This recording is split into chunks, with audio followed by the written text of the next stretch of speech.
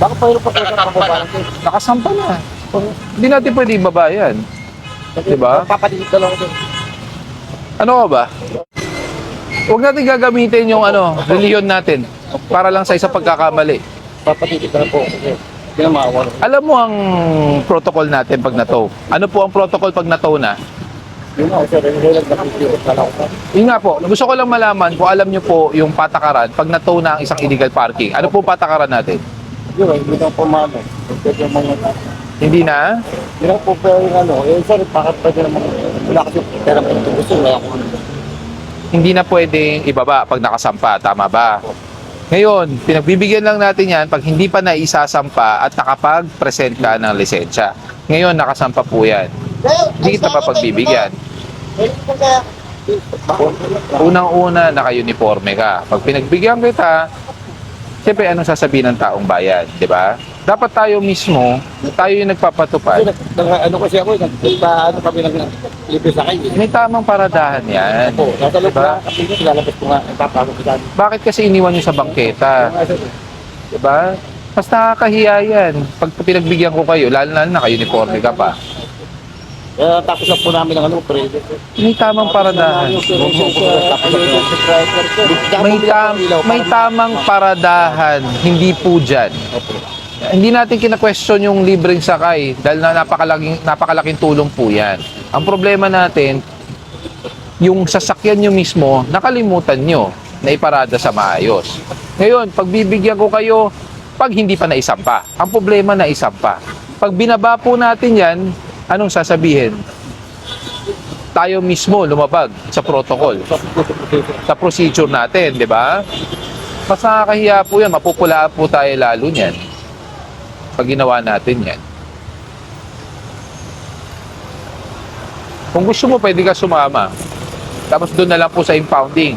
Baka sakali makausap nyo yung total, yung naman doon, ang kapatid nyo.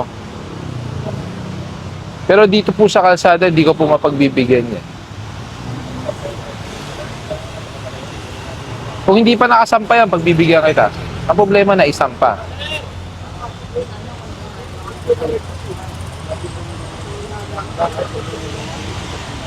Yung isang tricycle doon nakaalis, pinagbigyan namin kasi andun yung driver. Sana ipinarada nyo ng maayos bago nyo iniwan yung sasakyan. Pwede ka naman sumama kung gusto mo sa tow truck. Tapos doon na lang po kayo makiusap. Tumama yan.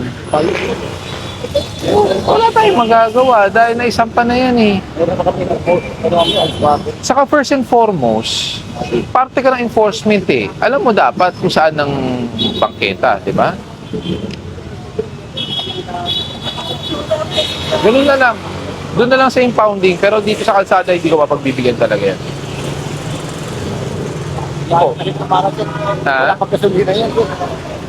Ano gagawin ko? Lahat na lang. Walang pambayad, walang panggasolina, walang pantubos. Anong gagawin natin? Lahat na lang. Lahat na lang, i-justify natin, di ba? Give and take tayo.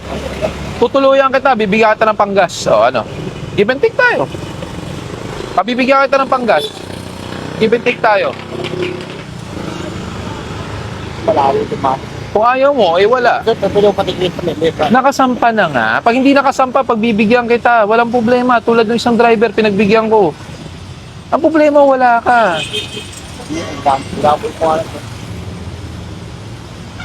Saka, bumili ka ng bumbilya para, ikapit doon. O, bakit mo doon iniwan? Sana pinark mo na maayos. Yun ang point doon. Sana walang samahan ng loob.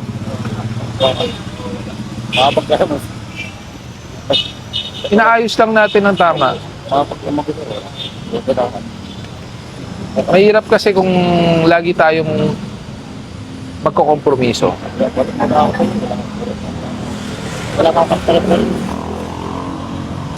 Sumama ka na lang doon para hindi ka mahirapan pumunta. Ako na nga sasagot ng gas mo eh. Ayaw mo pa. Yung sasakyan ko po, kasi papasok po ako. Naiwan ko lang yung susi. Sa barangay po kayo? Opo. Naiwan ko lang po yung susi. alam niyo po na wala kayong approved parking dito? Yes po. Kaya lang po, talagang ngayon, hindi ko po yan pinapark. Ngayon, bumalik po ako para mag-lunch. Then nakapag-lunch ako, bumaba na ako, naiwan ko yung phone. Okay, Bumalik wait lang po. ako. Galing sa parking lot po yung Opo. Kahit na galing parking lot, Pasok na kasi siya. para makinig ka na rin, para isang paliwanag. Opo. Ano ka ba, anak o ano? Anak ko po. Halika para parehong paliwanag. Nakahubad po kasi. Kasi pagpipilitan nyo na naman kung anong ano. Sir, andun po yung parking namin. Saan po? Kalalabas ko po dito po. Sa Alika po. Andun po yung kotse ng anak ko. Pero ito po, makinig po muna kayo. Opo. Taga-barangay po kayo, Opo. pero kayo po naka-illegal park. Kahit saglit lang, bawal po yan. Under Republic Act 4136, bawal din po sa tulay. Yes po, sir. Kaya nga po, nakikiusap nga po ako dahil papasok na po ako, naiwan ko lang yung phone. Ngayon pag-akyat ko, sabi ko parang ano yan? Sabi ko, sir, ano po yan, clearing? Hindi na po ako tumuloy sa bahay, sa taas. Bumaba na po ako. Pupuntahan ko sa sakyan ko, may ticket na. Meron po talaga. Ngayon sabi ko, sir, papasok na po ako. Okay lang kung natikitan. Pero sana, sir, wag nang dalhin sa impounding. Yun na lang po yung pinag Meron po kaming protocol pag lumagpas po sa 5 minutes, towed po talaga yan. Pag nakasampa na po, towed na rin po talaga. Kasi ano nauna po dun, kaya dali-dali po ako eh. May video na rin? Kalalunch ko lang po eh. Meron. Ito po ano po kayo sa barangay?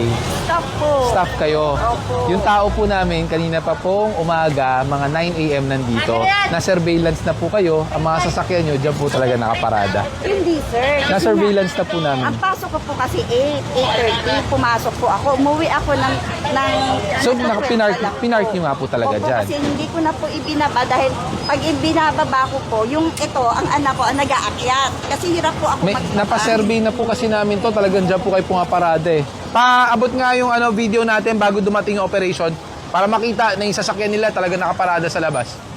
Ano ba? Ano nga? Narito? Halika. Pakita natin kay sa barangay. Pag umuwi po talaga ako, pag uwi po niya, pinapalabas ko na yung sasakyan ko kasi hirap po ako mag-park Okay, doon sa ganito po. I hope you understand Yes po. Kahit saglit lang po, bilang nasa barangay, kayo po dapat hindi nyo pinapark kahit saglit lang kasi it doesn't look good, di ba? It will set a precedence that people who are working in government, Yes. there's an extra courtesy or consideration. Kaya po hindi ko yung mapagbibigyan. Opo. Opo. Lang sana. First offense ko lang naman po. Always naman po yan nandun sa parking area. Pero may video po kami na kanina pa po yan dyan, yung kotse nyo. Ayan o. Ang daming kalsada pong kinocomplain dito. Tramo, Elias, Aldana, hanggang Manuyo. Opo. Ayan nga po, tingnan nyo. Sa kote yan. Tingnan nyo po ang ginagawa kasi kapag may clearing, aalisin, tapos pagkaalis, ay babalik ulit. Kasi may tumitimbre na kagawad. Sana ay ma-actionan nyo ang reklamo namin. PL ka na? Yan. That's why sinasabi ko nga, hindi magandang tingnan, di ba? Ayan po sir, thank you po. Yes, salamat.